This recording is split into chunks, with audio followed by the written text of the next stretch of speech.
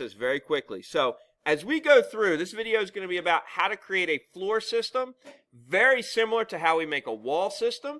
It's going to be layers, and we're going to go through that right now. So from my top view, this is in my level 1 plan. I'm looking down on my livable space here, and I'm going to come up here on my build bar, and very, very complicated system. I want to make a floor, so I click on the button that says floor. Revit does not make this difficult. I'm going to come down and click on the next button that says floor architecture, and now I'm going to be creating an architectural floor.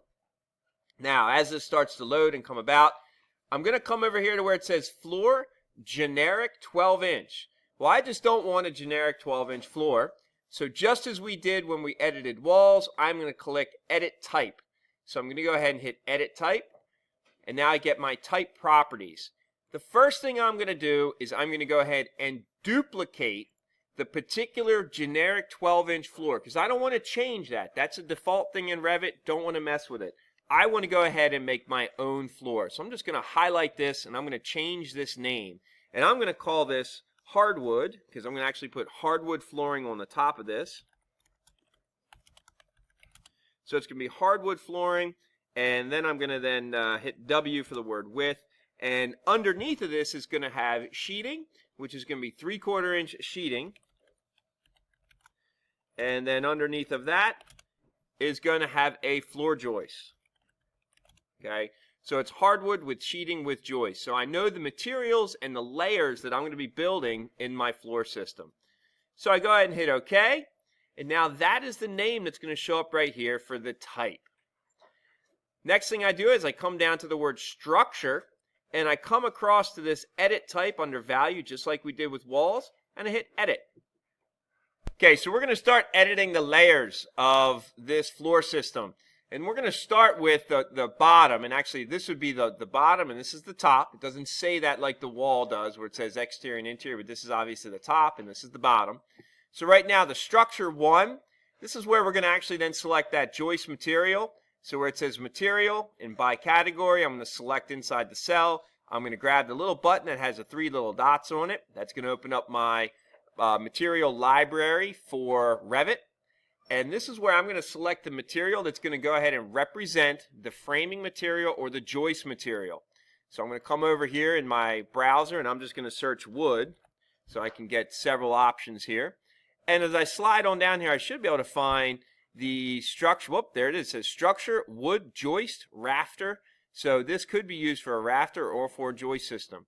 So I'm going to go ahead and select that first one. And if you select the second one or the first one, it doesn't matter at this point in what we're learning for batt insulation or non-insulated, because we're not going to do any calculations with the insulation. So you can select either one. I'll grab the first one. I hit OK.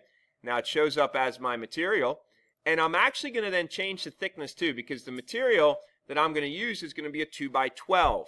So the actual height of a 2x12 is going to be 11¼ inches, unlike a 2x4, which is 3½. When size lumber gets larger, it can now actually drop down to the 1/4 inch. So it's actually going to be 11¼ inches, like that. And the easiest way to do it is highlight the whole cell and then type in 11 space 1/4 for 1/4, and then hit enter. That is the thickness of the joist layer. Now I'm ready to add an additional layer. So I'm going to hit the button for insert, which is then going to go ahead and create the same type of structure 1 above the joist layer. This is going to be the sheathing layer. So we're going to go in and just grab that material. So we'll hit that material layer. And again, I'm going to search out wood. And I should start to see, there's my plywood sheathing. So I have that plywood sheathing layer, just like we did for the walls again. I'm going to grab that. I'm going to hit OK. And then the thickness for this particular piece of sheathing is going to be 3/4 inch. And that's fairly standard for a floor system, so that the joist and the sheathing together actually measure up to be 1 foot. So now we're going to go ahead and we're ready to go ahead and add an additional layer of material. But this is going to be the finished layer of the floor. So I'm going to actually move this up above that core boundary, just like we did for the walls. So that finished material for the siding went above the core boundary. And the function of this is not structural. The function of this is going to be finish. And so I have a finished layer. I'm going to come across the material. I'm going to select the material. Again, hit my 3 little dots. And again, I'm going to search out wood, just like I've been doing. You can see a pattern developing here. Actually, WOOD would help. And here I'm going to see there's oak flooring. And if I actually were to hit the toggle button at the top here and actually pull down and see additional Revit library options, there's several other possible types of flooring down here that you might be able to find and see oak, white. Now it looks like it's just woods down here. So I'm just going to grab this oak flooring. So I'll select oak flooring from here, select it, hit OK. So I have oak flooring, and true traditional hardwood flooring is 3/4 of an inch thick. So I'll go ahead and put in 3/4. So now the thickness of my true hardwood flooring is 3/4. Now, in today's marketplace, you could get different types of pergo floors, snap-together floors. There's pre-laminated floor systems. They could be anywhere from 1/4 of an inch to 3/8, a half. It all varies, but the true traditional hardwood flooring would be 3/4. That's what we're going to utilize here. So with that set up, I can go ahead and hit OK and come back out, type properties. I can see this is 1 foot and 3/4 of an inch. Just make sure you take a look at that default thickness. Make sure it's not 10 feet, in which case you'll have a giantly thick floor. And then come back out and hit OK. So now I'm ready to place the edges of my floor system. So what I want to do is I want to actually draw in the outside edge of my floor system. And this is my drawbar for creating a floor. So I'm just going to grab my line tool, and I'm going to zoom in on one of these corners. Now, it's going to be important to understand where the floor actually gets placed underneath of the wall and why. So what we're going to do is your floor system is going to get placed directly underneath of the stud of the building. And then the sheathing in construction would actually then run down over top of the floor system. So when we start drawing, we want to be on this layer. Okay, this is the layer we want to be working on. So what I'm going to do is try to find this layer at this point. And once I find this layer, I'm going to kind of line up with one of the walls here. And it's lining up with this interior point. And I'm going to click. And what I'm going to do is I'm going to start tracing around my house with this, what I like to call this purple Barney line. And as I start working my way around the house, I have to zoom in and zoom out using the roller ball so that I don't have to pan and zoom millions of times. I just zoom out, I go to a corner, I zoom out, and then I pull down with the roller ball and zoom back in and then select. Now, once I get the final selection here, instead of drawing a little tiny line here, I'm going to hit escape again to finish drawing lines, and then I'm going to select that purple line, find the end little dot, click on it, hold, and drag it over. So this way I have 4 lines, not 5 lines with a little teeny line, okay? So once I have that, okay, that big purple line, that's going to be the edge of the floor system, okay? Now, what I'm going to do just to show you how to work with edges of floor systems is I have one line that runs around the outside of the house, and I'm going to go ahead and I'm just going to draw a quick little circle in the middle of the room. The reason why I drew a quick little circle is that I'm going to show you that you can put holes in your floor right away for staircases and things of that nature.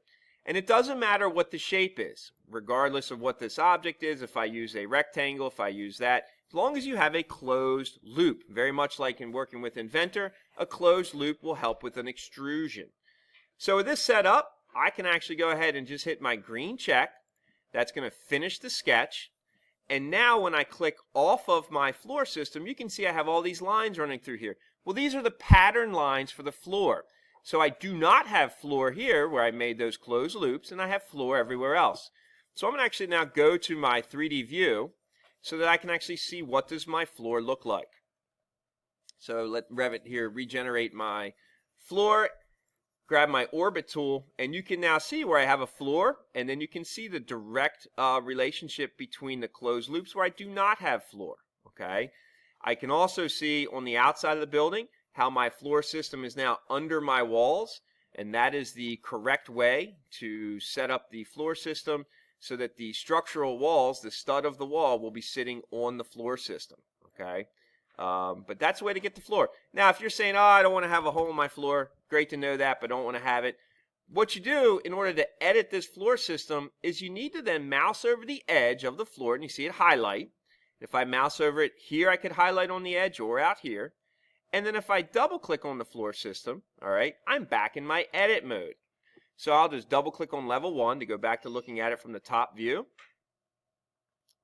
And I'm just going to delete those 2 interior shapes. Well, we'll just do a pan window here and delete it. Then I'll hit the green check and go back to my 3D view, and you'll get to see that I now do not have a floor system with holes in it. So pretty easy to go ahead and edit a floor system depending upon what it is you'd like to do to it. You can see how materials are placed, and any material that you would like to place, you can actually utilize images, and you can get images from anywhere that you want in order to create images on the floor. So if you want a specific type of tile or hardwood, you can go ahead and do that and apply those images to a floor system. To do that, if you'd like to actually, well, I'll just actually put that together in a different video. I think we've done enough here today for a floor system. Check back and I'll show you another way to edit the actual image.